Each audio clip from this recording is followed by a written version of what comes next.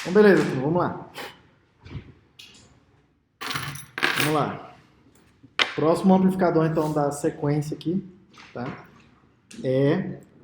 Aliás, antes até disso, o que a gente está fazendo? O que eu vou fazer hoje é uma continuação da última aula, dar uma ligeira retomada do que a gente está fazendo, tá? Estamos estudando variações do amplificador fonte comum, né? E aí, lembrando, fonte comum, a ideia básica dele é essa daqui, ó. É um transistor, entra a tensão na porta, a fonte está ligada numa tensão de referência, tá? Uma tensão constante, e a função dele é produzir essa corrente ID do lado de cá. Se me interessar transformar essa corrente de volta em tensão, você bota alguma coisa para fazer essa conversão ali, naquele ponto ali, naquele nó ali, tá? E aí a gente viu algumas variações desse circuito, né? A primeira delas é fazer a conversão tensão-corrente usando um resistor. Tá?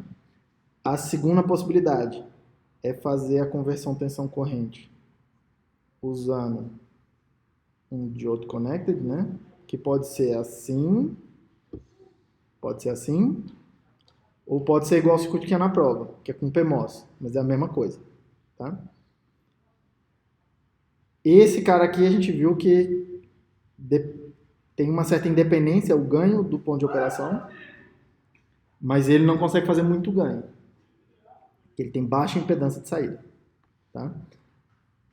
Próxima possibilidade aqui é fazer o fonte comum usando como carga uma fonte de corrente. Então aqui entra sinal e aqui entra uma tensão constante para polarizar uma fonte de corrente constante ali. Esse VB vem de um espelho, tá? Vem do outro lado de um espelho. Esse circuito aqui, ele já é um pouco mais interessante porque ele tem alta impedância de saída, então ele consegue fazer bastante ganho. Só que a gente ainda viu uma outra possibilidade que é aproveitar o GM desse cara aí em cima, né? E aí dá origem a essa topologia aqui, ó.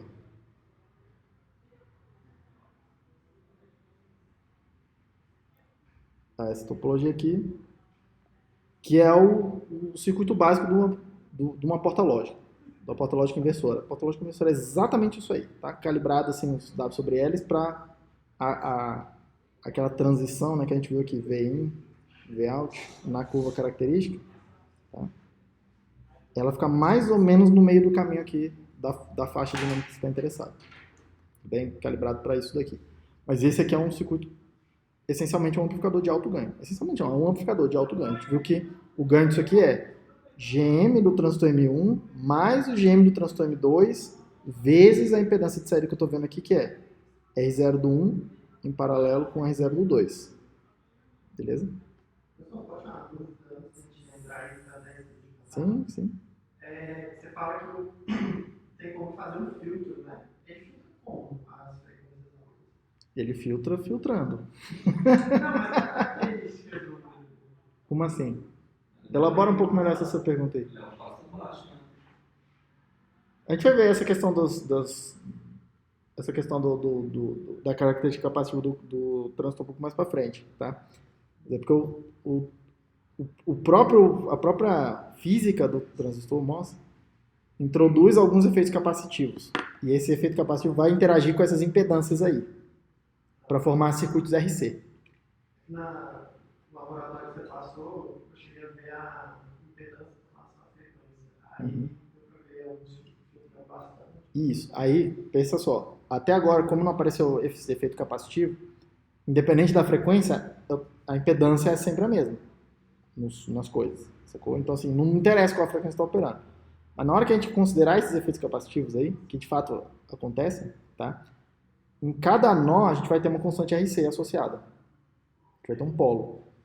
Aí a posição desses polos aí, O R vai ser continuar como a gente está usando, né? os R's em gerais aí são essas impedâncias. O R0 do transistor, um resistor que você coloca lá, enfim, eles vão funcionar como os R's. Os Cs vão ser introduzidos de diferentes maneiras pelos transistores. Tá? Eles vão formar diferentes capacitâncias ali. Aí algumas são mais importantes que outras, a gente vai ver isso aí um pouco mais para frente. Mas aí vai começar a ter esse efeito capacitivo. Aí o efeito capacitivo implica que se mudar a frequência, muda a impedância total que você está vendo. Que agora a impedância não é só resistiva, ela tem essa característica também capacitiva. Tá? E aí daí vai vir essa possibilidade da gente começar a falar assim, será que tem como eu escolher onde eu quero botar o polo? Desse ponto aqui, ou desse nó aqui, ou daquele nó ali? Tá? Vai ser uma coisa que a gente vai... Em geral, o que a gente quer fazer é um circuito com muita banda. Assim, o máximo de banda possível. Tudo bem? Mas sim, tem como brincar com essa coisa. Você pode também adicionar capacitâncias aqui no meio do caminho. Nada te impede de vir aqui, de propósito, botar um capacitor aqui, por exemplo, sei lá, em algum lugar aí. Oi? Como é que você faria isso no circuito integrado? Como é que você faria o capacitor lá no circuito integrado? Tem várias formas de fazer. Tá? Tem várias formas de fazer. A primeira delas, pensa só. Eu não queria ir por esse caminho, mas tudo bem, agora que a gente já foi, né? A primeira, pensa só. Eu tenho acesso a esse terminal aqui num transistor qualquer, que é a porta do transistor, e eu tenho acesso a esse terminal aqui, ó, que é o substrato do transistor. Eu tenho acesso a esse quarto terminal aqui. Tá? E aí, repara, no terminal de cima está ligado um condutor, no terminal de baixo está ligado outro condutor, no de cima ele é aproximadamente metálico. Tá? No de baixo é um semicondutor. Lembra que o semicondutor é condutivo, ele tem dopagem ali suficiente para ficar razoavelmente condutivo, aquela parte de baixo. Tá? Não é que é isolante. Então tem um condutor de um lado, um condutor do outro, eles estão separados por um isolante, que é essa camada aqui do meio aqui, ó, que separa a porta do resto do transistor. Mas aí você deixa de usar ele como o canal dele. E o que você pode fazer? Você pode vir aqui, pegar o transistor, por exemplo, fazer alguma coisa assim, ó. Conectar isso aqui aqui, conectar isso aqui aqui e usar isso aqui como se fosse um capacitor. Tá? Esse capacitor aqui ele tem uma característica não linear, tá? Tipo assim, porque dependendo da tensão que você aplica aqui, você está assim atraindo ou não cargas para cá. O canal importa aqui, tá? Porque ele vai alterar essa capacitância que você consegue perceber ou não. Tudo bem? Mas apesar de ser uma coisa não linear ali, a capacitância dependendo da tensão que está aplicada, não deixa de ser um capacitor. Tudo bem? É bem útil, inclusive, ter um capacitor que depende da tensão que você tem lá. Ah, você deixa em aberto a antena? Você conecta assim, do jeito que está aí. Curto-circuito, faz alguma coisa com isso. Tá? Essa é uma possibilidade. Isso aqui dá um capacitor não linear, mas isso aqui é útil, tá? Porque pensa só, se eu tenho um capacitor que a capacitância depende da tensão que eu aplico, eu posso variar a capacitância. E eu posso usar isso para selecionar, para tunar um rádio, por exemplo. Sacou? Para mexer numa frequência de corte de um filtro, por exemplo. Tá? Ligeiramente mais complicado do que eu estou falando aqui, tá? Fazer esse controle não é tão trivial assim, mas é possível e se faz. Tudo bem? Essa é uma primeira possibilidade. Outra possibilidade aí normalmente a tecnologia precisa suportar isso. Tá? Tecnologia digital nem sempre suporta, normalmente ela precisa ser adaptada para circuitos analógicos, mas é bastante comum isso acontecer, tá? Tipo, as tecnologias digitais serem adaptadas para isso, sim. Né? Que é fazer o seguinte, tá vendo que a porta do transistor ela é isolada do restante, tem um isolante fino ali, aquele isolante ali é uma camada especial no processo inteiro, tá? Fazer ela é uma coisa diferenciada no meio dos processos aqui. É uma coisa que precisa dar uma atenção especial ali, naquela camadinha ali. Então, fazer ela gera complicações no processo. Fazer duas dessa gera duas complicações. Fazer três dessa, três complicações. Tudo bem? É razoavelmente comum, tá? A gente fazer um processo que permita a gente fazer o seguinte, fazer uma camadinha assim, fininha aqui, para fazer o transistor. Mas que ainda me permita fazer uma outra camadinha aqui, ó, de isolante em cima dessa e depositar metal assim. É razoavelmente comum acontecer isso aqui, tá? E aí, se eu tiver isso aqui, esse tipo de coisa aqui, eu posso dispensar aqui a parte de baixo, tá? Porque eu tenho um terminal aqui metálico, um outro terminal aqui metálico e E aí não é a parte de baixo não é um semicondutor que tem uma característica de atração de carga, é uma coisa mais metálica aqui mesmo, tá? É um capacitor de placas paralelas bem mais linear isso aqui, tá? Normalmente, isso aqui precisa ser bem fino para ter uma densidade alta de capacitância. Senão os capacitores vão ficar muito grandes. Uma área muito grande para ter uma capacitância decente. Tá? Por isso que é meio complicado fazer esse cara aqui, em geral. Ele encarece um pouco o processo, mas é comum. Razoavelmente comum. Tá? Isso aqui me dá uma outra vantagem que a gente não vai ver na disciplina. Mas esse tipo de transistor aqui, que tem uma porta que está completamente isolada, tá? Ela te permite aprisionar cargas elétricas ali. E aí, como se você ligasse um transistor e pudesse tirar energia, ele continua ligado. Sacou? Tanto para o P quanto para o N. Tá? E isso aí isso serve para fazer alguns circuitos bem interessantes, tipo memória. Alguns tipos de memória. Hã? Se eu não me engano, memória flash usa esse princípio aqui. Tá? Então, tipo assim, isso aqui é útil. Tá? Isso aqui é bastante útil. Não é trivial de usar isso aqui, tá? Tipo, injetar essas cargas aí por meio do isolante é um problema, tá? Mas é possível e se faz. Tudo bem? Enfim. Última possibilidade, tá? Que aí não depende de um processo especial, isso aqui depende de um processo especial lá no meio da fabricação. Você brincar com os níveis de metalização, né? Por exemplo, aqui eu tenho o transistor aqui, ele está num determinado nível mesmo, assim, físico, tá? Nas camadas lá que vão ser construídas. E aí a gente pode construir, a gente constrói níveis metálicos aqui, vários andares, assim, de metais, que é para a gente poder fazer as conexões entre os transistores, entre os dispositivos, os fios, tá? E aí repara aqui, se eu tenho metal aqui em cima, metal aqui embaixo, e um isolante aqui no meio, ó, esse aqui está isolado, tá? Olha, eu posso vir aqui, fazer um quadrado de metal em cima, fazer um quadrado fazer como se fosse um transistor grandão embaixo, fazer a placa de baixo, e usar isso como capacitor, tá?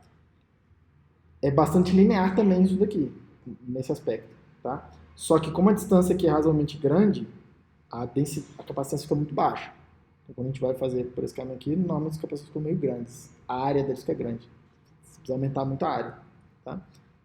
Porque o epsilon é pequeno, né? Então, assim, tem várias formas de você explorar esse efeito de fazer capacitores mesmo. Tá? Basicamente, o capacitor é, tipo assim, dois condutores separados por um isolante. Você encontrou dois condutores isolados no isolante, você consegue fazer um capacitor. E a gente usando transistor normal, capacitor Tá bom. De onde que vem o efeito capacitivo do transistor? A gente vai voltar a esse assunto, tá? Assim, já que a gente começou a falar disso aqui, usando essa tangente. Repara aqui uma primeira coisa. Tem um condutor e um condutor aqui embaixo separados por um isolante, tá? Eu vou desenhando eles aqui no esquemático do circuito, tá? Então, tem um capacitor associado entre esse terminal aqui e esse terminal aqui, certo? Por conta desse efeito ali, ó. Você está vendo na geometria. A porta é condutora, o book é condutor e está isolado um do outro. Então vai ter um capacitor aqui, que em geral a gente chama de CGB. O capacitor que tem entre a porta e o book, né, e o substrato. Repare outra coisa. Tudo isso aqui que eu não estou mostrando aqui, ó, é isolante também, tá? As coisas estão isoladas umas das outras. Repare que tem, ó, um condutor aqui e um condutor aqui. O terminal da fonte, por exemplo. Tem um condutor aqui de porta e um condutor aqui do outro lado, que é o terminal do dreno. Então, também tem um capacitor aqui associado, ó, entre a fonte, que a gente chama de CGS, esse cara é importante, né? E tem um capacitor aqui associado ao dreno, que a gente chama de CGD, que também é extremamente importante. Esse aqui inclusive, vou comentar já por que ele é importante, assim, inclusive diferenciado entre os outros, tá? Mas tem lá o CGD, tudo bem? E aí perceba ainda que se aqui depende do que seja, né? Mas aqui for P, N e N, para fazer um transistor NMOS, mas o P vai funcionar do mesmo jeito. Repare que essa junção PN aqui, ó, eu quero manter ela reversamente polarizada o tempo todo, tá?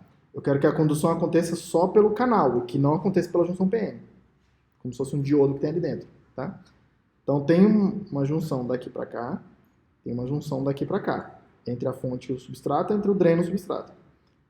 Se ela está reversamente polarizada, lembrem, tem uma região de depressão aqui, uma região de depressão aqui. Região de depressão é isolante. Ou, no mínimo, ela é menos condutora do que os outros dois lados. Por quê? Porque você tirou as cargas móveis. Tá? Então, ela é bem menos condutora do que o resto, do que o semicondutor entrasse fora da região de depressão. Aí perceba, você não tem um isolante propriamente dito, mas você tem uma coisa que funciona como se fosse isolante, essa região de depressão. Tá? E aí isso vai gerar um efeito capacitivo daqui para cá, que a gente chama de CDB, entre o dreno e o substrato.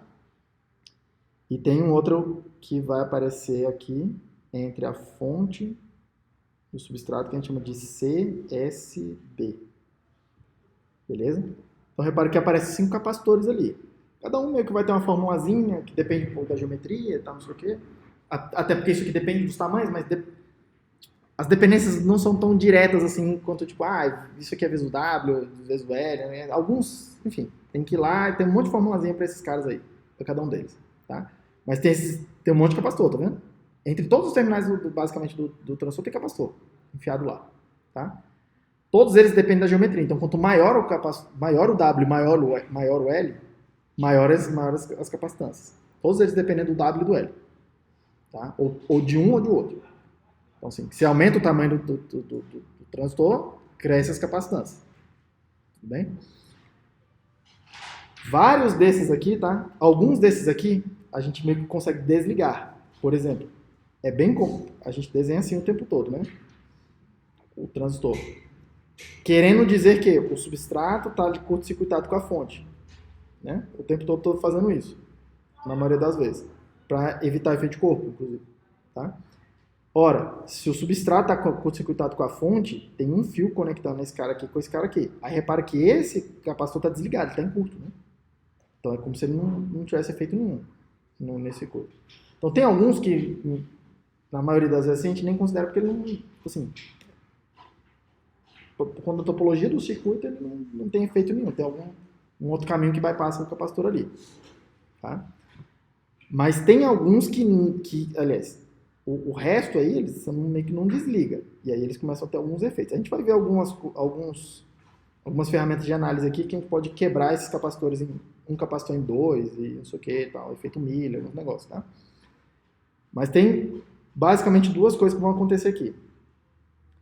Ou esses capacitores aí, eles vão funcionar como se fossem alguma coisa assim, em cada um dos nós, né? Alguma coisa assim, ó. Tipo, esse aqui tá ligado no zero, esse aí como se não tivesse efeito. Como se acontecesse isso aqui, eu estivesse botando um capacitor em cada terminal, ligando pro zero. Isso vai acontecer. Tá? Repare que, por exemplo, ó, esse aqui é basicamente o CGS lá do transistor. Por isso que o CGS é meio importante. Sacou? Porque ele dá basicamente esse efeito aqui, ó, na entrada do amplificador, por exemplo, ele diz para mim como é que vai ser a constante RC. Basicamente esse cara aqui. Tudo bem? Basicamente. Tá? Os outros não tem contribuição nenhuma? Tem, mas assim, quando você vai ver, a contribuição é menor. Tá? Então, basicamente, esse cara aqui. A gente vai ver um pouco mais detalhista. E tem esse cara aqui, ó, tá? O CGD. Perceba que o CGD está ligado entre a porta e o dreno. Normalmente, quando a gente quer fazer ganho, a gente bota a entrada na porta e a saída no dreno. Tudo bem? Então, esse cara aqui, ele faz um outro efeito. Em vez de só uma constante RC normal de fluxo passa abaixo. Ele produz em vez dele produzir um caminho que rouba meu sinal, por exemplo, meu sinal está querendo vir para cá, por exemplo, meu sinal de saída, em vez de ir para a saída aqui, ele vai ser roubado lá pelo efeito capacitivo, que é os efeitos passa-baixa dessas coisas. É tipo assim, o efeito passa-baixa, você pode pensar, tá? Que é um capacitor roubando o seu sinal. E aí não deixa você ver, ele está tipo, direcionando o seu sinal para uma tensão constante. Aí isso dá o efeito passa-baixa. Tá? Toda vez que acontecer isso, efeito passa baixo. Só que esse cara aqui, ele ele conecta a entrada com a saída da parada.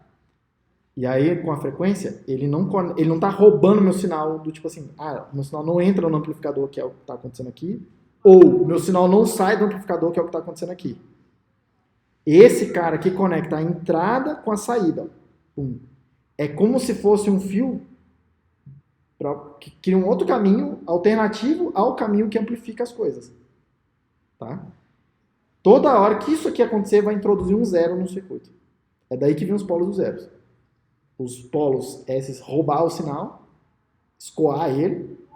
Os zeros são essas conexões entre a entrada e a saída. Tá? É daí que vem os polos dos zeros no circuito.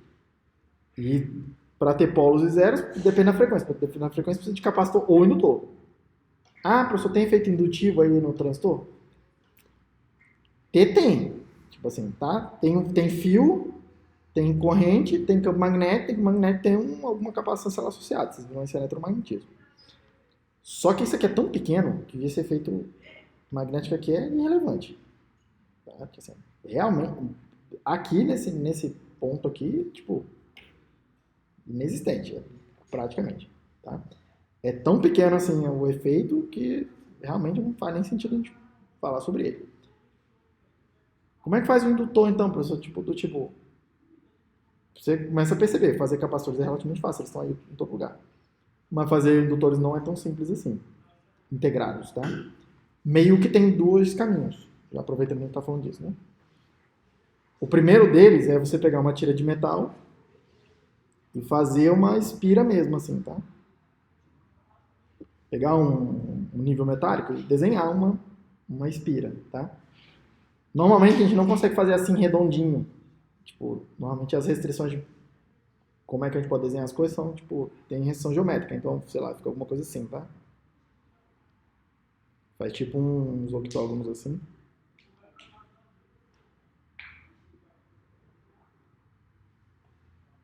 Você vai fazendo alguma coisa assim. E por aí vai.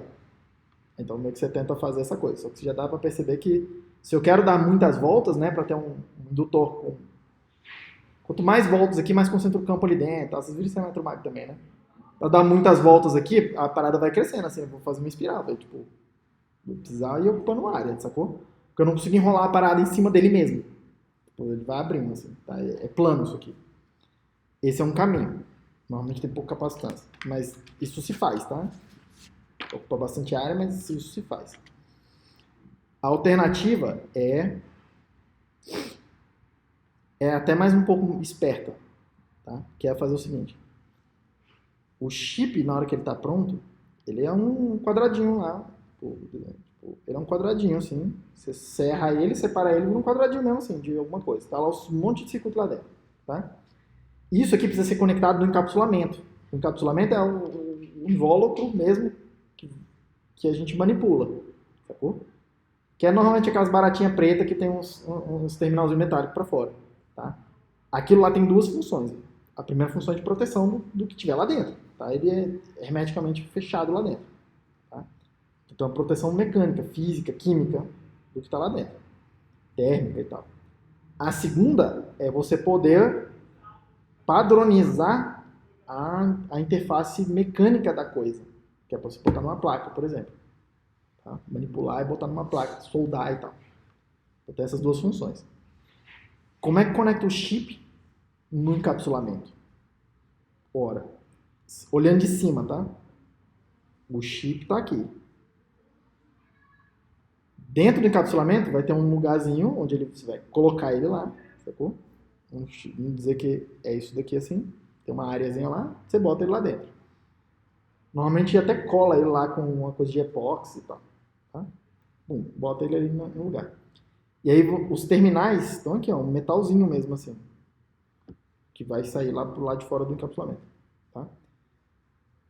Tem que vir, tem uma máquina que vem aqui, aperta um fiozinho do lado de cá, aperta mesmo assim, tipo, como se fosse um dedinho, bota um fiozinho e a máquina vem, pressiona, tipo faz uma vibraçãozinha de ultrassom assim para soldar a parada ali, tá? Você deixa um terminal metálico lá no teu chip para poder fazer esse contato.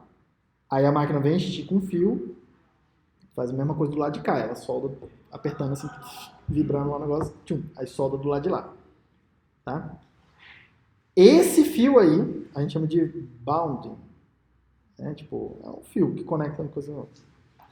Esse fio, a função dele é ser um curto-circuito, ele conectar uma coisa com a outra. Só que esse fio tem uma indutância razoavelmente alta, comparada com o resto todo. Tá? Tipo assim, esse fio tem uma indutância considerável.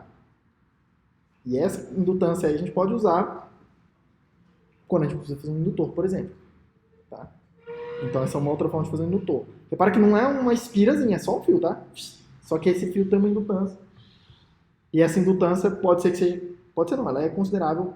Perto das frequências que normalmente a gente quer operar, ela é considerável. Assim, chega a ser razoável, sacou? Eu vi uma vez só, é raro, tá? Mas uma vez eu vi um projeto que tinha um fio desse daqui, que conecta no capsulamento, enfiado aqui assim no meio, assim. Sacou? Era pra fazer um fio que só servia para fazer um indutor, basicamente. Mas é bem incomum isso aqui. Assim, eu vi isso aqui uma vez e eu achei estranho. Eu achei estranho isso. Preciso confessar, tá? Porque pode pensar que pode dar um monte de merda fazer isso. Basicamente, esticar um fio em cima de um monte de circuito, tá? Assim, e é difícil meio que fazer isso daqui, tá? Não é um negócio tão simplesinho assim. Tudo bem? Mas enfim, basicamente é daí que vem os indutores.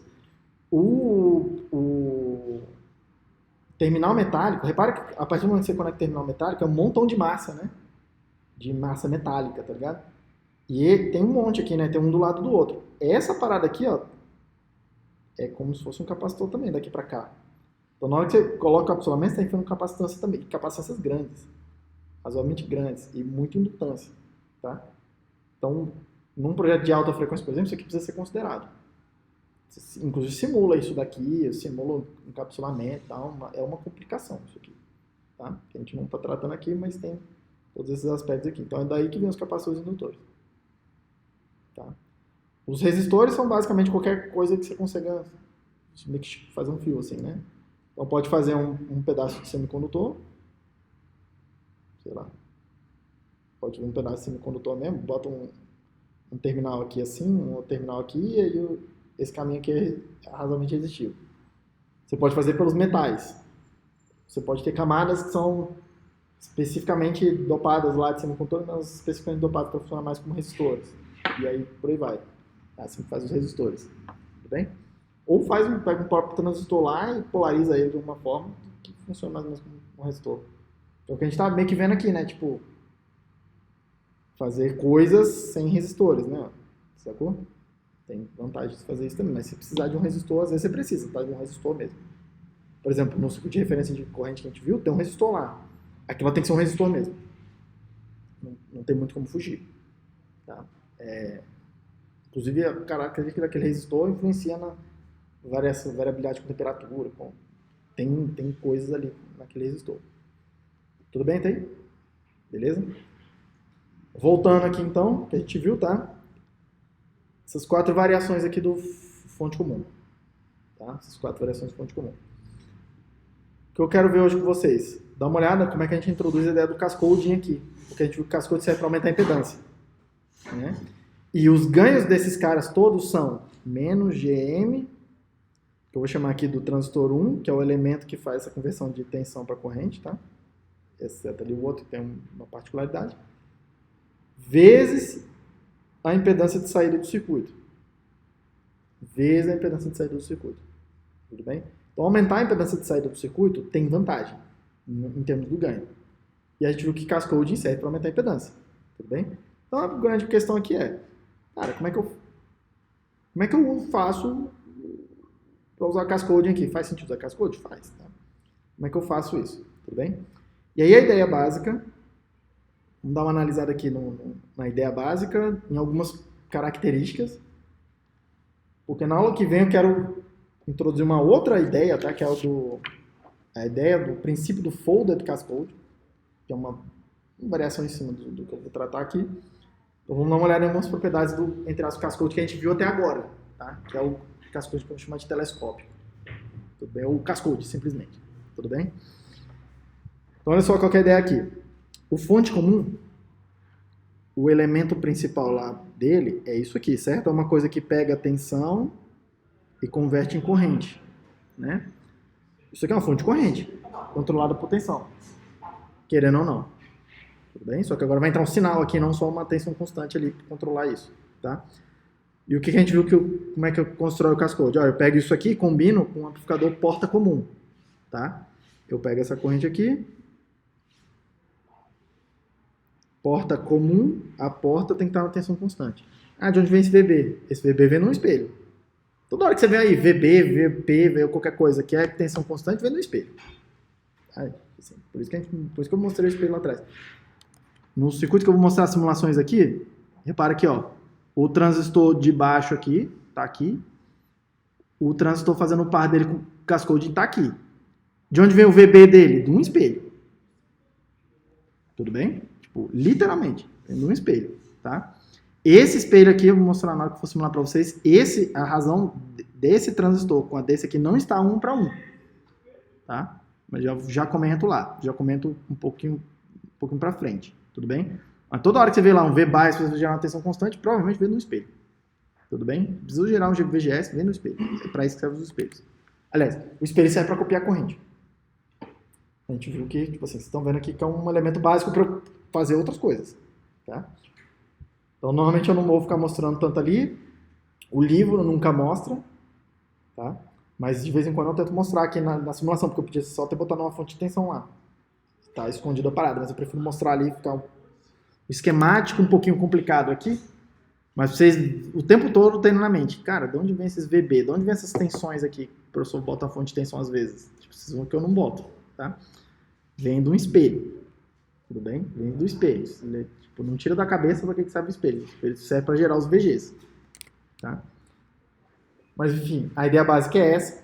E aí, para fazer um amplificador que sai tensão, tá?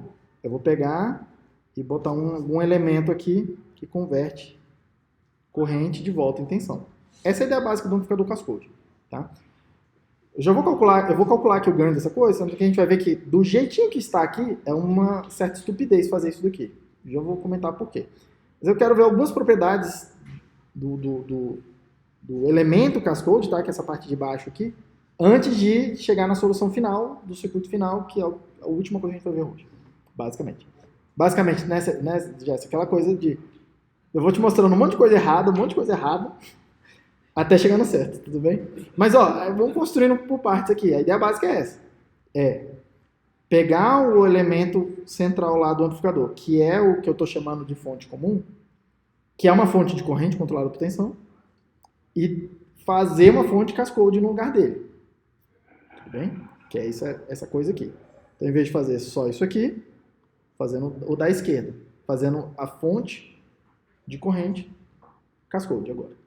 Tudo bem? Pergunta, filho? Não? Então, vamos lá. Então, beleza. Então, essa é a ideia básica, tá? Essa é a ideia básica. Eu vou chamar esse nó aqui no meio de X, Vx, porque eu vou me referenciar a ele e ele tem algumas coisas interessantes que eu quero olhar. Na aula de hoje vai parecer meio idiota, porque a gente ficar olhando esse nó Vx aí, tá? Porque a saída é do lado de cá, tá? Mas esse Vx aqui, ele entender um pouco o que está acontecendo com ele vai ajudar a gente a sacar outras coisas um pouco mais para frente, tá? Que aparece essa combinação aí de coisas, mesmo não sendo um cascode depois, aparece e os efeitos não são os mesmos, tá? Porque é a mesma combinação de coisas, né? Então, beleza. Primeira coisa que eu quero que vocês percebam. A impedância nesse nó Vx, tá? Que eu vou chamar aqui de Zx, é R0 do transistor M1, R0 do transistor 1, em paralelo com a impedância de uma fonte de um transistor, que é um sub-GM. A gente calculou já. Então, um paralelo com um sub-GM do 2. Tudo bem? Alta impedância paralelo com baixo. Grande com pequeno em paralelo, pequeno domina. Então, isso aqui é aproximadamente um sub-GM do 2. Então, esse nó X tem baixa impedância. Primeira coisa a se perceber. Tudo bem? Baixa impedância, se você medir uma tensão ali, normalmente você vai ver tensões pequenas. Tá? Então, se você tentar usar esse nó aqui como nó de saída, você vai ver pouco ganho. Pouco ganho de tensão. Tudo bem? Por quê? Porque a impedância aqui é baixa, nesse ponto. Tá? Nesse ponto aqui em cima no Vout, eu estou vendo ó, R0 daqui para baixo. Aliás, perdão. Eu estou vendo RD daqui para cima, em paralelo com a impedância desse conjunto aí embaixo, que a gente calculou também. A impedância desse, deixa eu até marcar aqui, ó, o Zout aqui nesse circuito é aproximadamente RD, paralelo, com a impedância do conjunto inteiro que está embaixo, que a gente já calculou, que é GM do de cima, que é o 2, vezes o R0 do de cima, que é o 2, vezes o R0 do de baixo, que nesse caso é o 1. Essa coisa toda aí, que é bem alta essa impedância, tá? Nos livros, o Hazab, inclusive, chama isso aqui de... Ele escreve assim, G vezes R0 ao quadrado. Ele considera que é mais ou menos igual aos R0, chama de R0 ao quadrado. Tudo bem? Eu estou escrevendo separado para enfatizar de onde vem cada termo. Tudo bem? Mas repare, tá? Tem uma impedância muito grande em paralelo com uma impedância bem menor. A gente já discutiu essa coisa do RD. Se eu crescer demais, não consigo polarizar essa coisa de saturação, então tem que ser razoavelmente pequeno. Então, do jeito que está aqui essa topologia, a impedância de saída aqui é meio baixa, tá? RD. Eu não estou aproveitando esse GM R0 ao quadrado todo, que é o que a gente vai querer fazer no último circuito de hoje. Tá? É aproveitar essa impedância toda aqui desse nó, desse conjunto todo. Tá? E é meio óbvio a solução, olhando isso aqui. Tipo, o que eu tenho que fazer? Eu tenho que tirar esse RD e botar outra coisa. Botar outra coisa tem impedância grande também, basicamente. Né? Tipo, você já está vendo a solução. Por isso que eu gosto de fazer nesse estilo, sacou? Porque, tipo assim, cara, você já sabe a solução, tipo, você não precisa nem falar mais nada, você podia fechar aqui as coisas, embora e acabou, sacou? Mas vamos indo, tá? Tudo bem? Você vê que funciona, meu estilo funciona para algumas pessoas. Tudo bem? Beleza. Segunda coisa, então essas aqui são as duas impedâncias que a gente está vendo. Próxima coisa. Quanto que vai ser o ganho, quanto que é a tensão? Delta Vx, tá? Como que é o sinal aqui, nesse ponto? Repare que eu estou olhando nesse ponto, eu tenho o amplificador fonte comum sozinho, o normal que a gente já tinha antes, vendo uma impedância nesse nó, que é essa impedância aqui. Quanto que é o ganho? Menos Gm vezes a impedância daquele nó ali. Tudo bem? Então, tipo assim, vai aproveitando essas coisas que a gente foi calculando de um transistor para poder ir tentando entender as coisas com mais transistores. Tudo bem? Então, esse delta Vx é menos Gm do 1 vezes a impedância do nó de saída, que é 1 sobre Gm do 2 vezes o delta Vin. É isso que eu estou vendo de sinal naquele ponto ali. O ganho vezes o sinal de entrada. Todo mundo bem? Todo mundo ok? Isso aqui é baixo ganho.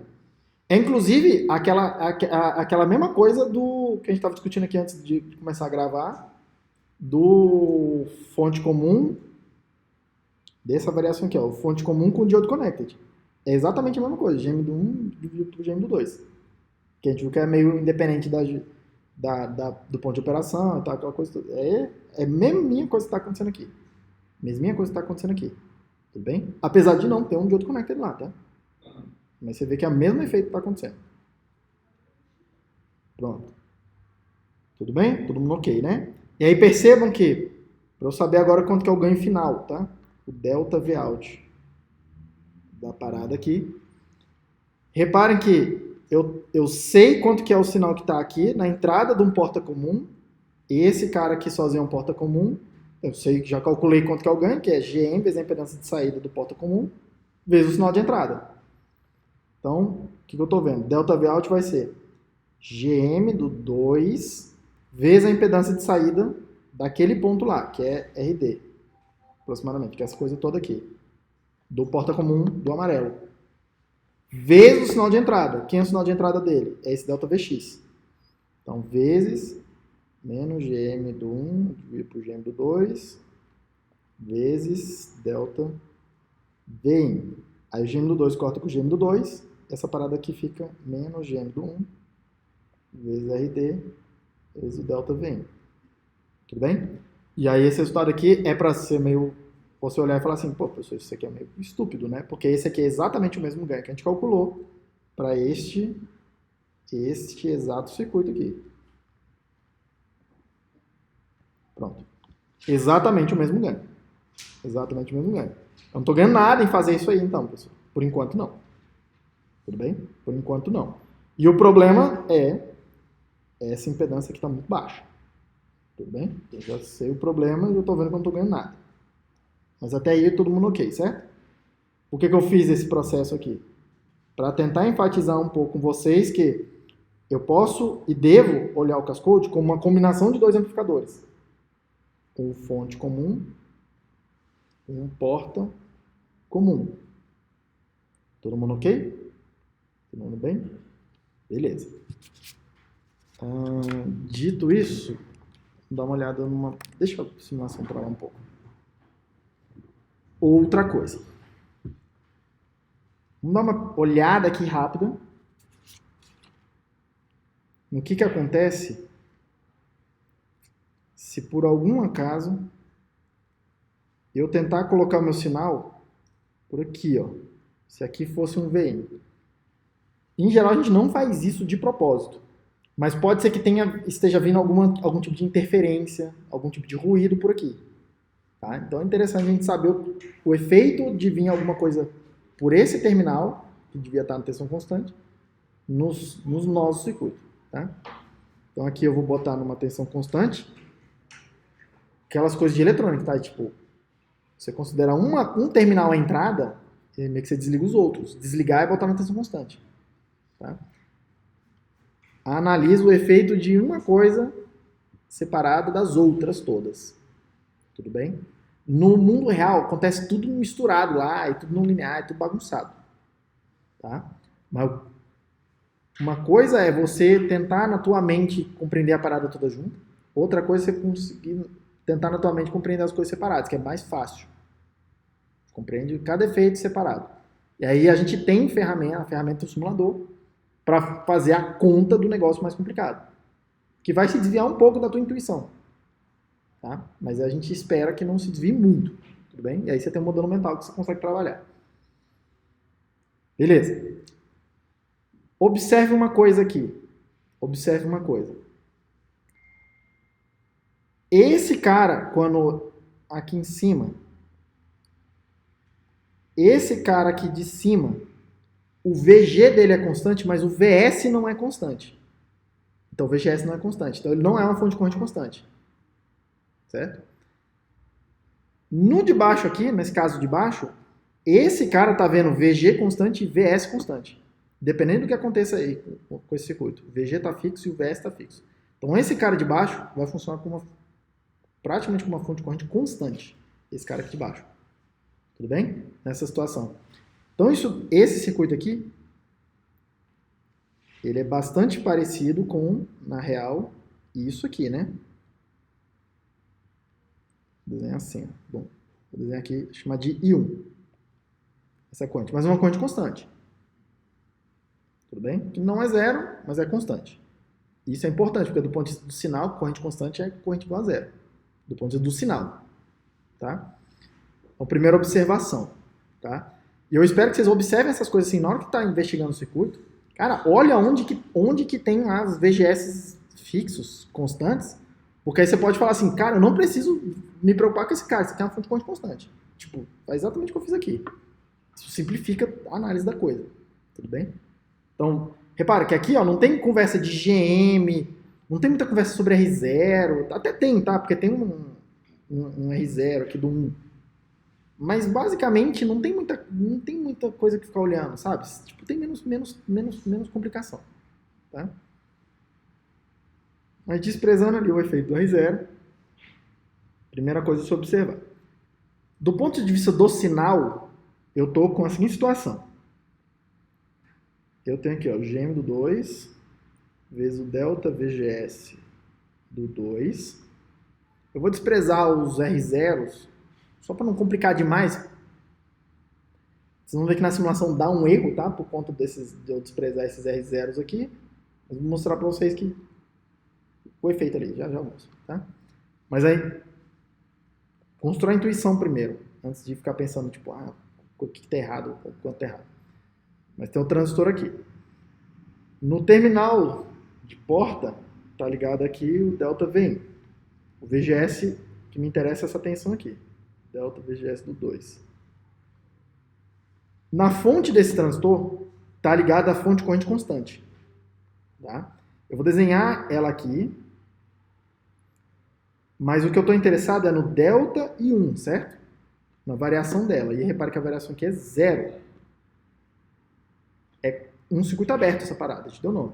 Eu não vou desenhar um fio aberto para não confundir uma coisa, um resultado que já vai aparecer aqui. Tudo bem? Eu tenho um certo temor de que eu desenhar uma coisa ali, senão bugar a mente. Se eu desenhar um aberto ali. Então deixa essa parada aqui e essa fonte igual a 0.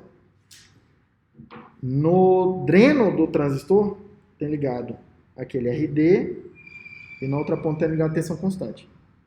Tensão constante de variação aqui é 0. E aí eu estou lendo aqui o delta Vout no dreno e aqui é onde eu chamei lá de delta de Vx, né? X aqui. Aqui então tem um tal de delta Vx. Todo mundo ok? Aí repare uma coisa, tá? Vamos analisar o circuito. Primeira coisa. Lei de Kirchhoff das correntes no nó X vai dizer que essa corrente é igual a essa. A de baixo é 0. Quanto que tem que ser a de cima? 0. Certo? 0. Tem que ser 0 aquela corrente. Aí, se aquela corrente é 0, a corrente que está descendo aqui é 0, essa corrente, lei de Kirchhoff das correntes no nó de saída agora, essa corrente mais essa corrente tem que ser igual a 0. A soma do que está saindo tem que ser igual à soma do que está entrando. Não tem mais nada entrando aí. Se a da esquerda é 0, quanto que é a da direita? 0. Tá ligado? Se a corrente que está passando no resistor é 0, quanto que é a queda de tensão no resistor? 0. V igual a R. Tá? Quer dizer que essa tensão aqui, repare, essa diferença de tensão aqui, VRD, é igual a 0. Isso quer dizer que essa tensão tem que ser igual a essa. Cuidado. Embaixo coincidiu de ser 0. E se a de cima tem que ser igual a de baixo, a de cima tem que ser 0. Então isso quer dizer que o delta Vout é 0, certo? Quer dizer que eu não vejo sinal nenhum lá em cima. Cuidado que não é. Tensão igual a 0 aqui, ó. Não estou falando que aqui é 0 volts. Estou falando que aqui tem uma tensão aí, qualquer aí, que eu não sei quanto que é tem a ver com o ponto de operação, mais 0, que é a variação de sinal que está aparecendo em cima. Então não vejo sinal nenhum ali, em princípio. Todo mundo ok? Todo mundo ok? Cuidado porque aqui, quando você está analisando o circuito, aqui poderia ter uma outra tensão, tá? Aí a Vout vai copiar essa outra tensão. Aqui com o instrumento C0. Ainda, outra coisa. Repare, se essa corrente que está descendo por aqui tem que ser 0, eu sei que ela é GM do 2 vezes o delta VGS do 2 e ela tem que ser 0, por conta da lei de Kirchhoff. O GM não pode ser 0. Por quê? Tá? GM é raiz de 2 vezes N, CO, W sobre L, nada de ser 0, vezes a corrente de polarização. A corrente de polarização é I1, ela não é 0. Então tem um GM lá. Não sei quanto que é, mas tem um GM lá, que não é 0. Então o GM não é 0. Se o GM não é 0, vezes alguma coisa e tem que dar 0, cara, quanto tem que ser o delta VGS? Só pode ser 0. Vocês estão vendo? Aqui, se o GM2 não pode ser 0, o delta VGS tem que ser 0. É a única explicação para isso aqui. É a única coisa que faz sentido. Porque senão não encaixa lá, o GM não pode ser 0, porque não encaixa com a equaçãozinha do GM. Tá? O delta VGS tem que ser 0. Delta VGS ser 0 quer dizer o seguinte: essa tensão tem que ser igual a essa, certo? Porque na hora que eu fizer esse lado menos esse lado, vai dar 0. Guardem essa informação assim que tinha que ter ficado já com vocês lá em circuitos. Quando você vê uma coisa que é tensão igual a 0, em geral o que a gente está tentando falar é tensão de um lado é igual a tensão do outro. E não é que é, tipo, tem um lugar que é 0. Sacou? Tem lugares que é 0 mesmo, tipo, onde a gente escolhe aqui, ó, 0. Mas, em geral, é mais comum, quando a gente vê os 0 volts, a gente querer dizer a tensão aqui é igual à tensão do lado de lá. Tá? O 0 volts tem muito mais essa conotação do que um 0 volts numa tensão absoluta. Tudo bem? Vocês veem que é muito mais comum acontecer isso. Opa, se aquelas duas tensões têm que ser iguais e aqui do lado de cá é delta V, quanto que é o delta Vx? Tem que ser igual ao sinal que está vendo ali. Certo? Tem que copiar o sinal naquele terminal ali. E isso tem que fazer um certo sentido para vocês, porque olha só, nesta configuração, esse cara é uma fonte de corrente constante. Ele não é um amplificador. Mas esse cara aqui, de cima, o sinal está entrando pela porta e saindo pela fonte quando eu estou olhando o Vx, né? Como é que é o nome dessa configuração? Daquelas 3 que a gente viu. Hã? Isso aqui é fonte comum? Não. Fonte comum, o sinal entra pela porta e sai no dreno. Não é o que está acontecendo. Isso é porta comum? Não, porque porta comum entra pela fonte o sinal e sai pelo dreno. Não é isso que está acontecendo aqui. A última possibilidade é dreno comum. O sinal entra pela porta e sai pela fonte, que é o que está acontecendo aqui. Tudo bem? E aqui, esse cara a gente calculou o ganho, né? O ganho era aquela coisa de GM vezes R dividido por 1 mais GM vezes R. E eu falei para vocês, essa coisa é aproximadamente 1. Lembra que eu falei isso para vocês? Aproximadamente 1, em que sentido? Que o sinal vindo daqui para cá tem um ganho de aproximadamente 1. Opa, aproximadamente 1 quer dizer meio que copiar, né? Não é o que está... A gente acabou de ver que é o que está acontecendo aqui, que tem que acontecer aqui. Tudo bem? Então reparem que olhar aquelas 3 configurações separadas, por um lado um pouco mais ingênuo, serve para eu falar assim, tem 3 tipos de amplificador, eu posso fazer, eles têm características, e eu fazer eles de fato amplificadores. Mas eles servem mais do que esse propósito. Eles servem para eu entender vários outros circuitos. Vários outros circuitos. Eles são as 3 coisas que o transistor pode fazer com o sinal. Exatamente. Vou até incorporar esse termo. Padrões de comportamento do transistor. Do ponto de vista do sinal. Sacou? Do ponto de vista do sinal, o transistor sabe fazer 3 coisas só. Fonte comum, dreno comum e porta comum. Normalmente a dificuldade é você enxergar o bicho acontecendo, sacou?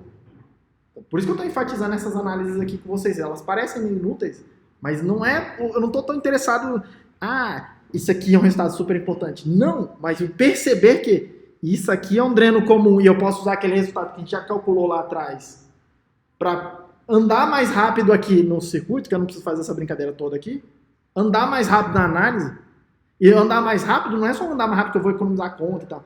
É andar mais rápido mentalmente, tá? Tipo assim, eu tenho um atalho mental. Eu falo, beleza, na hora que eu vejo isso, eu sei que tal outra coisa tem que acontecer. Já tá na minha mente. E aí meio que você decora aquelas 3 coisas, aqueles comportamentos lá, que não é muita coisa para decorar, eventualmente você acaba decorando tudo ali. Sacou? E aí meio que você vai andando mais rápido no circuito, na compreensão da coisa. Como é que você compreende o circuito? Decompondo ele em coisas menores que você conhece. Por isso que a gente estudou as coisas menores separadas. E vocês vão ver, estão vendo que meio que o meu estilo é esse. Eu vou mostrando para vocês coisinhas pequenas e tentando... Algumas vezes eu meio que tenho que fazer um parênteses e falar assim, vamos estudar esse monte de coisa aqui separada, blá, blá, blá, coisinhas pequenas separadas. Para que eventualmente eu tenha a ferramenta para falar assim, agora só, tá crescendo a complexidade, né? Mas tá crescendo a complexidade, mas é só o que tem, são aquelas coisinhas menores que a gente viu já. Basicamente, já viu todas as ferramentas que a gente precisava. Quase todas. Tá? De básicas, assim. Vocês já sabem, basicamente, se eu parasse hoje aqui para vocês, vocês já sabem o que vocês vão fazer para entender eletrônica, tudo de eletrônica. Integrada e tal, com os transistores. Vocês já tem quase toda a ferramenta. Tá? Falta a gente discutir um pouco de coisas sobre sinais diferenciais, que eles têm umas coisas. Tudo bem? Mas assim, sei lá, vou chutar aqui uns 80%. Job done. Tudo bem? Tá? O resto a gente vai vendo, tentando ver como que aplica essa coisa. Todo mundo bem com isso aqui, então? Beleza. Dito isso, vamos dar uma olhada nisso aqui no simulador, porque tipo assim, a conta tem que bater. Tudo bem? Eu estou usando aqui transistores de canal curto, porque eles são, o R0 deles é razoavelmente baixo, e aí o defeito deles, a diferença em relação ao que a gente calculou aqui agora, fica bem aparente. E eu estou fazendo de propósito, tá? Por quê? E isso é meio que ao contrário do que normalmente o professor faz, tá? Normalmente o professor botaria alguma situação aqui que bate bem próximo da conta. Tudo bem? Mas eu não preciso provar para vocês que a conta funciona. Mais útil é eu mostrar, tipo, cara, olha aqui o tanto que dá de diferença e mexer em algumas coisas e falar assim, como é que a gente pode tentar se aproximar daquilo que a gente viu da conta ali? Isso é muito mais útil para eu mostrar aqui, tá? Do que tentar provar que a conta tá certa. A conta tá certa. Tudo bem? Então, dito isso, vamos dar uma olhada aqui em umas coisas. Primeira coisa. Como é que eu polarizo esse cara aqui? Tá? Como é que eu polarizo esse cara aqui? Uma das formas que a gente viu, que foi a forma que eu mostrei teórica, né? Era fazer o seguinte. Eu tenho aqui um cascode. Eu tenho aqui o cascode. Eu faço um diodo connect para cada um. Então eu faço isso.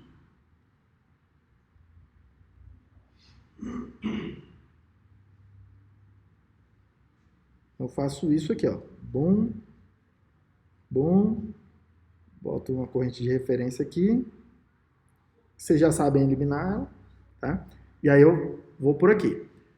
Só que a gente viu que isso aqui é problemático, né? Que era aquela história de que do lado de cá eu preciso pagar 2 VDS SAT, um para esse transistor M1, um para esse transistor M2, mais um VT. E aí isso aqui é um problema. Na trabalho do laboratório de vocês, tinha um circuito lá e eu afirmava, ele resolve esse problema, ele não tem esse VT aqui. Ele não tem esse VT aqui. E qual que é a ideia básica? É eu separar isso aqui em duas coisas. Primeira coisa é eu fazer esse cara aqui, deixa ele lá quieto, como já estava antes. Mais ou menos como já estava antes, né? Porque a gente bota uma queda de tensão aqui e tal, tem um detalhe lá, mas basicamente isso aqui. E o lado de cá com o seu separado. Com o seu separado aqui. Tudo bem? Só que só fazer isso não basta, tá? Se esse cara aqui for igualzinho aqui, 1 para 1, e esse cara aqui for 1 para 1 com este, não resolveu nada, não mudou nada, basicamente. Lá no livro, lá, eu fiz a referência lá no trabalho de vocês, aqui, inclusive era o que eu pedia para explicar. Lá você vai impondo as condições. Eu quero que o VDS desse seja igual ao VDS desse, o VDS desse seja igual ao VDS desse. Quero que... Você vai impondo as coisas. Eu quero que do lado de cá tenha 2 VDSAT, não sei onde, VGS mais VT, junta tudo, tá? Você vai chegar na conclusão de que esse cara aqui tem que ter 4 vezes o L desse cara aqui. Pronto, é isso que tem que acontecer. Ou 4 ou 5. É um número no meio do caminho, você escolhe. Ou 4 ou escolhe 5, basicamente. Tudo bem? 4 ou 5 vezes o L. Não, isso já no projeto de canal curto mesmo. No projeto de canal longo isso vai acontecer também, esse mesmo resultado. No projeto de canal curto, exige que a gente faça um ajuste na tensão aqui, ó, nesse ponto aqui. Tá? Aí aparece um outro transistorzinho lá. Né? Aparece uma coisa assim, né? Aparece um outro transistor do lado de cá. E aí esse cara aqui conecta tipo assim, né? Aí precisa produzir uma tensão para esse cara aqui. Mais um espelho aí de algum jeito. Tudo bem? Mas precisa dar um ajuste um ajustamento lá de tensão. Tipo, tinha lá no circuito, né?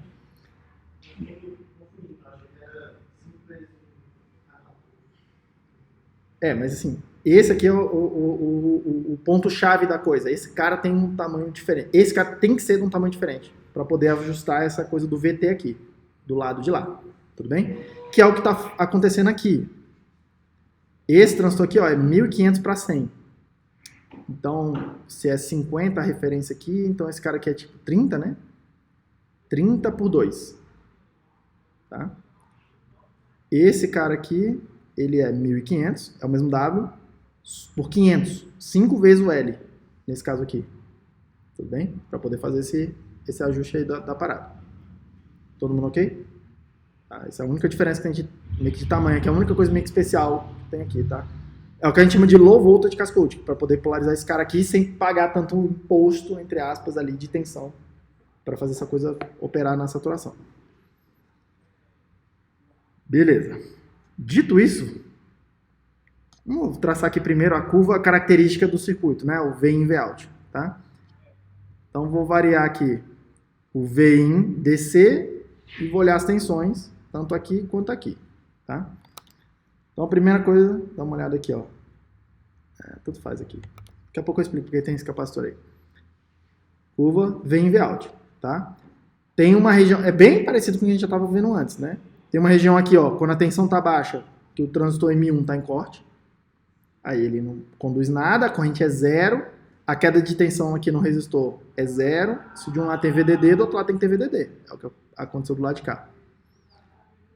Aí, eventualmente, as coisas saturam, que é mais ou menos essa faixa aqui, que tem alto ganho, e, eventualmente, a tensão fica tão grande, aqui, ó, nesse ponto, a tensão fica tão baixa, tá? Tensão de saída nesse ponto, que eu não consigo manter na saturação. Os VDS ficam muito pequenos.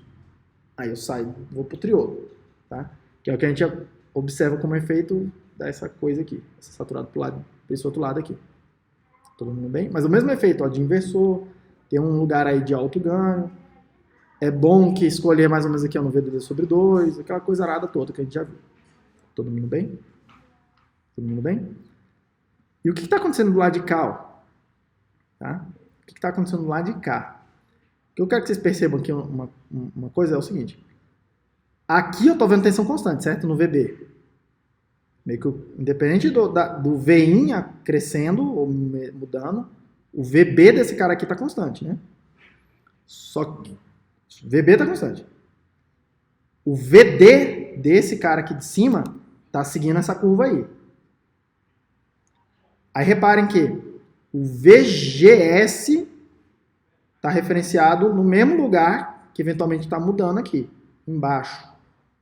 Todo mundo está vendo mais ou menos isso, né? O que eu gostaria que vocês percebessem é que esse cara aqui vai tentar manter uma diferença de 1 VT daqui para cá, ó, meio que o tempo todo. Mais ou menos. Tudo bem? É o que ele vai tentar fazer. Isso aí acaba fazendo essa curvinha azul aí, ó, que vocês estão vendo. Tá? E essa curvinha azul aí, ele tem essas duas características. Primeiro, esse cara aqui está tentando manter mais ou menos 1 VT de distância entre essa tensão e essa tensão aqui. Mais ou menos. Tudo bem? Segunda coisa é, vocês estão vendo que é mais ou menos uma reta aqui? E é uma reta, ó. Conta de engenheiro é mais ou menos, tá? Repare que cai mais ou menos de 0,4 até perto de 0 em 0 até 0,4 de variação de entrada. Então vocês concordam comigo que essa curva é mais ou menos 1 para 1? É uma reta, aproximadamente, e é mais ou menos uma reta 1 para 1, aproximadamente. Que é o que a gente calculou aqui atrás, o que tem que ser, né? Afinal, se vai copiar uma coisa na outra, o ganho naquele outro ponto ali tem que ser mais ou menos de 1 para 1. Tudo bem? Oh, perdão. É o que a gente olhou. Não olhei aqui. Enfim. Mais ou menos o que a gente viu ali. Tem que ter nesse ponto aqui, o ganho é mais ou menos de 1 para 1. Que acaba dando essa curva azul. Todo mundo ok até aí? Outra coisa. Vamos dar uma olhada aqui mais algumas coisas aqui, já aproveitando que isso aqui tá aqui. Tá? Deixa eu, inclusive, fazer o seguinte. Manter o circuito mais ou menos visível aqui, para eu poder me referenciar, tá? Tem várias regiões aqui de coisas acontecendo, tá? A primeira delas aqui reparem que o V-in é a tensão que está entrando aqui que eu estou mostrando no eixo das abscissas aqui, é numericamente igual ao VGS desse transistor de baixo. O VGS dele é V-in menos 0. Tá? E repare que, então, tem uma primeira coisa muito óbvia aqui, que abaixo de 1 VT, o VT desse transistor aqui é aproximadamente 280 mV, mais ou menos, tá? Mais ou menos até aqui assim, ó. Aproximadamente, tá? Reparem que o transistor de baixo está em corte. Tá?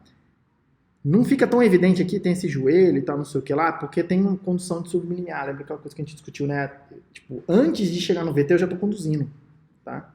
Mas enfim, repara que tem uma região aqui, tá bem óbvia, onde o VGS do cara de baixo aqui tá menor do que o VT, ele tem que estar em corte. A corrente passa por ele tem que ser zero. A corrente passa por ele tem que ser zero, a lei de Kirchhoff vai falar para mim que a corrente nesse transistor também é zero e a no resistor também é zero. Se a corrente no resistor é zero, a queda de tensão é zero, VDD tem que ser igual à tensão que aparece do lado de cá. Por isso que sai o VDD do lado de cá. Todo mundo bem? Tem uma tensão a partir do qual esses dois caras entram em saturação. Tá? Eu vou calcular aqui para vocês, mas vai ser aproximadamente, tipo, tá tudo feito para ser aproximadamente 2 VDSAT. Tudo bem?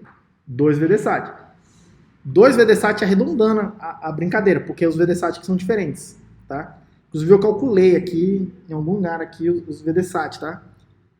Deixa eu rodar esse OP. Deixa eu rodar esse OP aqui, que aí vai aparecer os... Professor, Sim? você pretende colocar essas Se eu não coloquei, eu que errei. esses papelzinhos que você Eu não coloquei lá, indo por falha de caráter. Eu vou colocar lá para vocês. Mas vamos lá. Ó. Vou simular aqui o ponto de operação, porque aparecem as tensões DCs aqui, dessa brincadeira, tá? As tensões DCs escolhidas para operar no ponto de máxima execução de saída, tá? Assim, tá num ponto bem particular, que é o que normalmente a gente quer fazer, tudo bem? Mas olha só, no lado de cá, o transistor de baixo aqui, tá? O transistor de baixo, ele tá vendo VG de 350 mV. E ele tá vendo VS de 0. Então, VGS de 350 mil. Oi? O VDSAT dele é VGS menos VT. Se o VT é aproximadamente 280 mil, tem mais ou menos 70 mV de VDSAT para esse cara aqui. O que isso quer dizer? Que aqui, ó, nesse ponto, eu tenho que ter no mínimo 70 mV para manter o cara na saturação. Esse aí. E o de cima? O de cima tá vendo VG de 470 mil e VS de 108. Isso aí dá um VGS, que é a diferença desses dois, de 366 mil. 366 VGS menos VT de 280 dá mais ou menos 86 mV. Perceba que é diferente, é próximo, mas é diferente. E é próximo, mas é diferente, tá? Porque esses caras estão vendo tensões diferentes, então assim, quando eu falo lá aproximadamente 2 VDSAT, já é uma aproximação, porque os VDSAT não são iguais, tá? Mas repara aqui, 86 mil. Aí o que eu estou falando para vocês? Que aqui em cima precisa ter uma tensão tal que, quando eu subtrair essa menos a de baixo, tem que estar no mínimo 86 mV para esse cara manter a saturação. Tudo bem? Só que repare, essa tensão aqui em cima varia, que é o VD do de cima. O VD do de baixo também varia, que é essa curva azul aí que a gente está vendo. Tudo bem? Então tem alguns... Dito tudo isso, tá? Opa, fiz besteira. Dito tudo isso, deixa eu voltar aqui, essa daqui.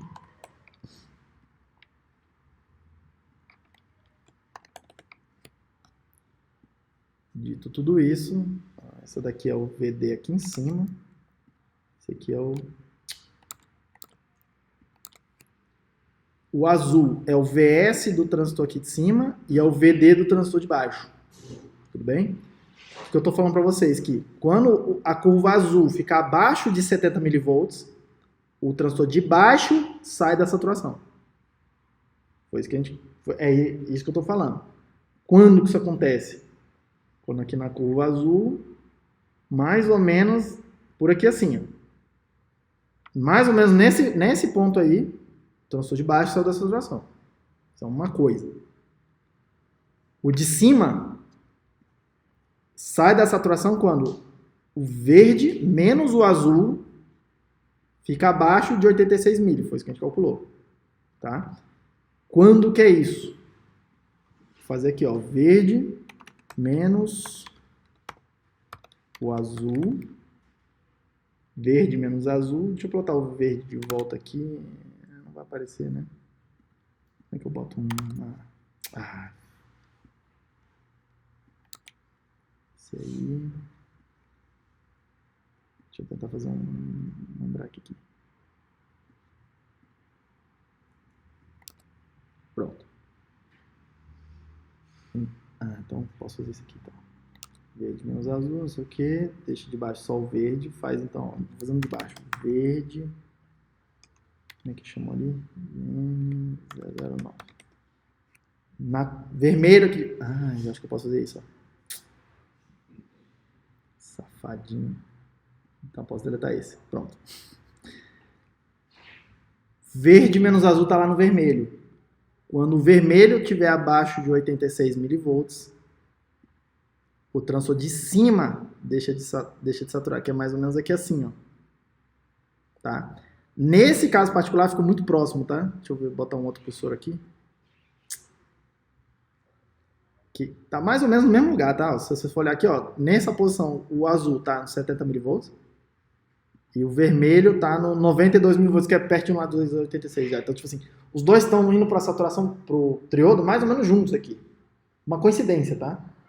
Mas esse efeito depende do W sobre L desse de baixo, depende do W sobre L desse aqui, e depende do que você escolheu botar do lado de cá do espelho. Aí um pode sair ir pro triodo antes, do outro, não sei o que. Aqui coincidiu de ficar muito pertinho. Tudo bem?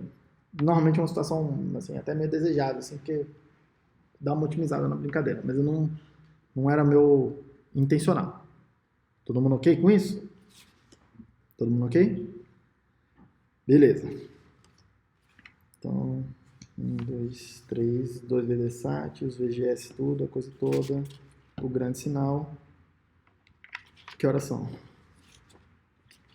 7h30. Então vamos seguir aqui. Mais uma observação aqui. Mais uma observação aqui. Uma observação assim. Como é que fica o circuito meio que final mesmo aqui? Como é que, tipo, lá no começo eu comentei, cara, não tá dando o... Deixa eu até mostrar aqui. Não tá dando o ganho que eu gostaria. Tá dando o mesmo ganho dessa topologia com um problema. Eu estou pagando um preço e não estou tendo o benefício. O benefício que eu gostaria era ter mais ganho. O preço que eu estou pagando aqui é a excursão de saída desse ponto aqui de saída está menor no cascode. Por quê? No circuito de baixo, quanto que é a menor tensão que eu preciso no Vout para saturar o transistor ali? VDS SAT desse transistor. 1 VDS SAT. Que a gente viu ali, mais ou menos naquela faixa ali, para essa tecnologia aqui. 60, 70, 80 milivolts. Estou pagando esse aqui no de baixo. Eu pago isso, ele me dá esse aqui, esse ganho. No de cima, eu estou pagando aqui 2 VDS SAT. Estou pagando o dobro. Estou diminuindo a minha excursão. Tá? Eu estou pagando. Parece pouco ainda, mas já a gente vai ver que eu vou ter que pagar ainda mais 2 VDSAT aqui, para fazer a coisa toda funcionar. Então, eventualmente, é muito isso. Mas, enfim, estou pagando o dobro. E eu não estou tendo benefício nenhum. Tudo bem? Opa, tem uma coisa ruim aqui. Porque se fosse isso, não faria sentido fazer essa brincadeira toda. Tá? Onde está o problema? O problema está nessa impedância aqui, que está muito baixa comparada com essa outra aqui. Tem uma impedância muito baixa comparada com o outro elemento. Tudo bem? Opa, então você pode vir aqui e argumentar. Bom, por isso, beleza, então. Faz alguma coisa aí que tenha mais impedância. Eu vou fazer um errado, que para você já ficou bem óbvio que é o errado. Que é fazer o seguinte. Vamos botar uma fonte de corrente aqui. Vamos botar uma fonte de corrente aqui. Tudo bem? E aí o que eu estou vendo aqui de impedância? Para cá eu estou vendo. Vou chamar aqui de M1, M2, M3. Para baixo eu estou vendo GM do 2, R0 do 2, R0 do 1. Para cima eu estou vendo R0 do 3. E aí o total é o paralelo desses dois. Então eu estou vendo aproximadamente R3, que é meio óbvio que é bem menor do que essa combinação toda. Tudo bem? Então fazendo isso aqui, só isso, eu estou aumentando a impedância? Sim. Mas repare que o ganho tá ficando menos gm do 1, que faz a conversão de tensão aqui para essa corrente aqui, por isso que aparece o gm dele, vezes R0 do 3. E aí eu não estou vendo aquele aumento todo de ganho ali por causa da impedância grande. Isso aqui é ainda a mesma coisa de fazer só isso aqui, ó.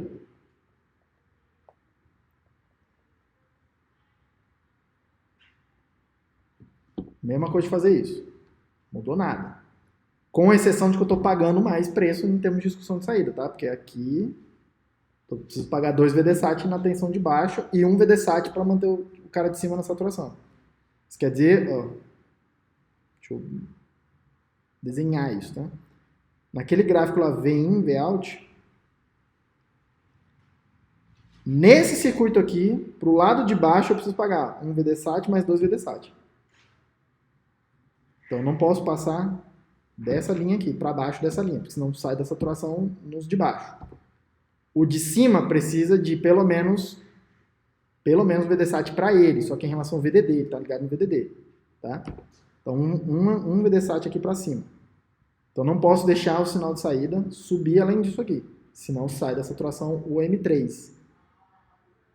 Aí reparem, tá? É isso que eu estou chamando de pagar o preço, tá? Repare que o meu sinal de saída tem que ficar nessa faixa aqui agora, ó, que é menor do que a faixa toda, do que tudo, o VDD. Tudo bem? E reparem outra coisa. No numérico que a gente fez ali, era mais ou menos 70, 80 mV, né? O VDD é 1 volt. Estou dizendo que cada VDSAT é mais ou menos 8% de VDD. Vou arredondar pensando em 10%, que é a minha cabeça de engenheiro. Se eu tenho que pagar aqui, para esse circuito, 3 VDSAT, eu estou pagando 30% do que eu tenho de discussão já. Então, tipo assim, isso vai somando rapidamente, fica considerável, tá? Porque rapidamente a gente é enganado, né? Tipo, é poucos milivolts. Sim, mas é poucos milivolts comparados com dezenas de milivolts comparados com 1 volt. Tá? Então, assim, essa é a minha escala aqui. Tudo bem? O que está acontecendo? Cara, a impedância ainda está muito baixa aqui. Como é que a gente aumenta a impedância dessa coisa? Mete o cascode aqui também. Certo? Então, o circuito final é assim. Uma fonte de corrente cascode com fonte comum cascode. O sinal de entrada está aqui. O sinal de saída está aqui. Eu nem vou marcar, mas cada um desses pontos aí precisa de uma tensão constante. Cada vai e faz os espelhos que precisa para fazer essas tensões todas. Vou chamar aqui de M1, M2, M3, M4. Tudo bem? E aí, reparem uma coisa aqui. Para baixo, eu estou vendo de impedância. Gm do 2, R0 do 2, R0 do 1. Para cima, eu estou vendo Gm do 3, R0 do 3, é entre aspas o de cima, vezes R0 do 4. Tudo bem? Que é a mesma coisa do de baixo. Então eu estou vendo aproximadamente, considerando, vamos arredondar e dizer que os dois são mais ou menos a mesma coisa, mais ou menos a mesma ordem de grandeza. Então é metade disso aí, quando virar o paralelo. Né? É meio de um desses aí. Tá? Quanto está dando o ganho? O ganho está dando menos Gm do 1, que é o dispositivo de entrada, vezes R0 do 1, vezes o Gm do 2, vezes R0 do 2, vezes um meio aí, que meio é 3 dB, tá? Tipo, multiplicar por meio é perder de 3 dB o ganho. Só que se essa coisa toda for tipo 80 dB, 90 dB, 100 dB de ganho, se perder 3 dB tá de boa, né? Tá? Esse meio parece muita coisa, mas é bem irrelevante quando a gente pensa assim em dB. Tá? Tanto que nos livros ele nem comenta isso aqui. Tudo bem? Enfim, deixa aí, um detalhe. Repare que aqui o ganho está grande. Tá? Não só o ganho está grande, como esse ganho aqui, ele é o equivalente, se eu olhar assim, Gm vezes R0 vezes Gm vezes R0, ele é o equivalente a fazer alguma coisa parecida com isso. Ó. Fonte comum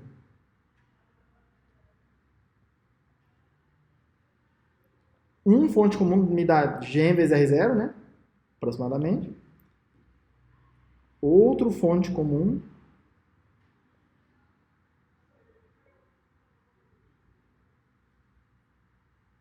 me dá mais Gn vezes R0. E aí a combinação de 2, assim, a cascata de 2, dá Gn vezes R0 vezes Gn vezes Gn vezes R0, que é o que está acontecendo aqui em cima. Então, esse aqui, o cascode, ele é equivalente em termos de ganho a fazer uma cascata de 2 amplificadores, que a gente chama de 2 estágios. Tudo bem? O que são 2 estágios? Tá? O que a gente vai, na verdade, chamar de estágio? Eu pego a tensão, produzo a corrente e converto em tensão de volta. Na hora que eu virei tensão de volta, é um estágio. É onde a gente vai definir um estágio. Aí eu estou pegando tensão, que veio do primeiro processo, convertendo em corrente, convertendo em tensão de volta. Mais um estágio. Fiz o processo completo. Tensão para corrente para tensão. Tá? É isso que a gente chama de um estágio. Ciclozinho completo. Tensão, corrente, tensão. Tudo bem? Aqui aconteceu 2 vezes. No cascode, só acontece uma vez. Entra a tensão, vira corrente, passa nesses caras tudo aí, vira tensão aqui. Só aconteceu isso uma vez. Ele é um amplificador de um estágio. Tudo bem? Por que é importante saber isso, professor?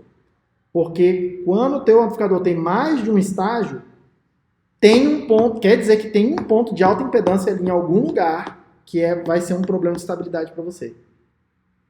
O meio aqui do caminho, ó, esse lugar, ele é um ponto de alta impedância. Isso quer dizer que o ponto de operação dele é meio mal definido. O que eu quero dizer com isso? Do lado de cá, que é um ponto de alta impedância, a tensão de entrada controla a parada. Do lado de cá é onde eu estou medindo. Normalmente não tem problema nenhum. Ninguém controla essa tensão DC nesse lugar aqui. Ela é consequência do circuito aí funcionando. Isso aqui é um problema, tá? Porque qualquer errozinho aqui nessa tensão mela o ponto de operação todo do circuito. Aí ele não funciona mais. Como é que a gente faz para fazer isso funcionar? Isso não pode ficar assim, tá? E a gente vai ver isso com mais detalhe. Isso não pode ficar assim sozinho. Eu preciso, de alguma forma, realimentar, que é olhar a saída e controlar aquele ponto ali.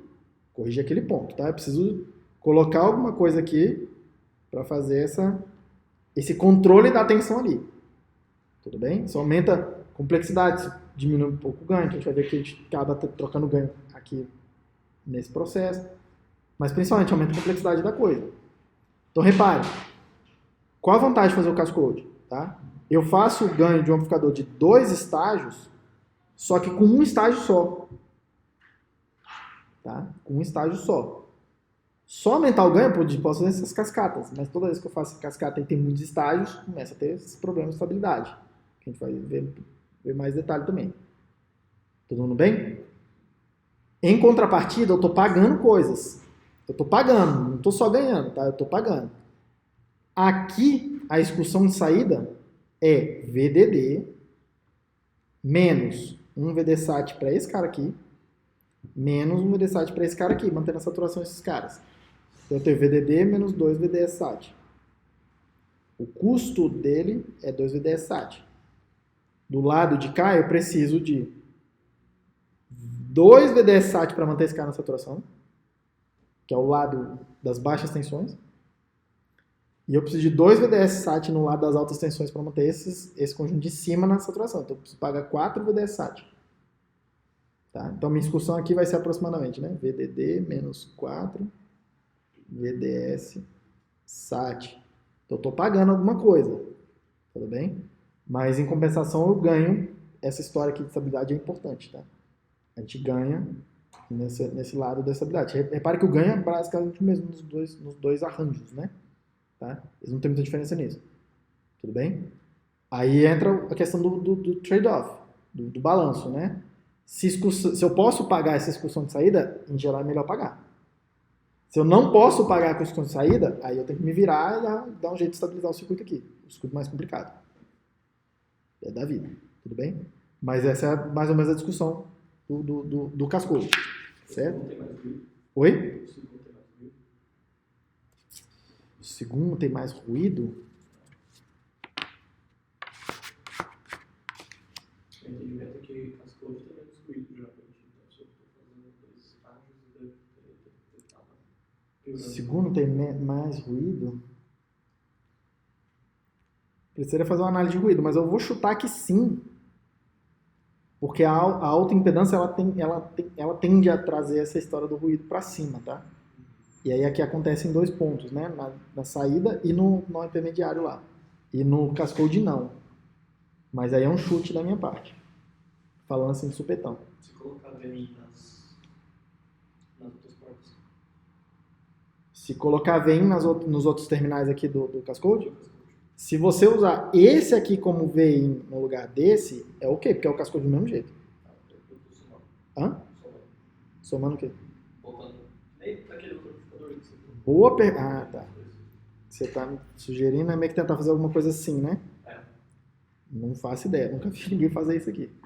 Pode ser que seja uma boa ideia, pode ser que seja uma má ideia, não sei dizer. Porque eles vão precisar de bebês diferentes, né? Eles vão precisar de... Eu nunca vi ninguém fazer isso. Então, deve ser. Eu não sei, mas eu não vou afirmar que é uma má ideia. Ponto, só isso. Sabe, assim. Mas me parece que não... Sim, se eu fosse chutar... Cara, você concorda comigo que tipo, meio que vai mudar alguma coisa do tipo assim, esse termo vai virar GM1 mais GM4, provavelmente. Se a gente calcular, é a minha expectativa, tá? Eu não sei dizer. Sim, vou chutar era isso. E aí, é como se fosse assim, como se fosse corrigir esse cara aqui, em vez de ter GM mais GM, 2GM e cancelar aquele meio ali. Me parece que o ganho é tão pequeno, porque é um ganho de 3 dB, perto de um ganho total de 70, 80 dB que você consegue seguir. Sabe? Me parece que é um ganho tão pequeno, perto da complexidade que deve acrescentar, que não deve fazer muito sentido enveredar por esse rumo. Mas eu não estou dizendo que isso está errado. Estou dizendo que me parece que não valeu muito o custo-benefício. Nem de tentar olhar. Eu nunca vi isso que tem isso. Eu não estou dizendo que... Pode ser que tenha mais treta aí, eu não estou vendo. Tá? Mas é um bom chute para ir lá e analisar. É assim que a gente começa a inventar circuito. Assim, esse é um caminho para inventar circuito. Tudo bem? Você está fazendo analogia com uma coisa que você viu antes, eu não faço ideia. Todo mundo bem? Todo mundo ok com isso? Beleza. Porra, eu vou parar por aqui por causa do horário, mas aí na aula que vem tem um último aspecto que eu queria trazer, tá? De comparação do cascode com um amplificador não cascode, que é a ideia de ué, professor, mas olha só o negócio. Se o ganho é GM vezes R no amplificador que não é cascode, você não podia trabalhar nesse GM para poder tentar ganhar do cascode? Sim, dá para mexer lá no W sobre L e tentar ganhar alguma coisa. Mas vou mostrar para vocês que tipo, o cascode, ele ganha... se você mexe no amplificador só de um transistor, você tem um determinado ganho, mas quando você traz e paga um preço, tem um custo lá. Tá? Só que no cascode você paga o mesmo custo, que é esse 2VDSAT, para ganhar muito mais ganho. É isso que eu vou mostrar para vocês na aula que vem, para meio que fechar a coisa do cascode vale muito a pena fazer. Ele é bem vantajoso, tá? Em termos de aumentar muito ganho. Tudo bem? Beleza, gente. Boa quinta-feira. Até semana que vem, então.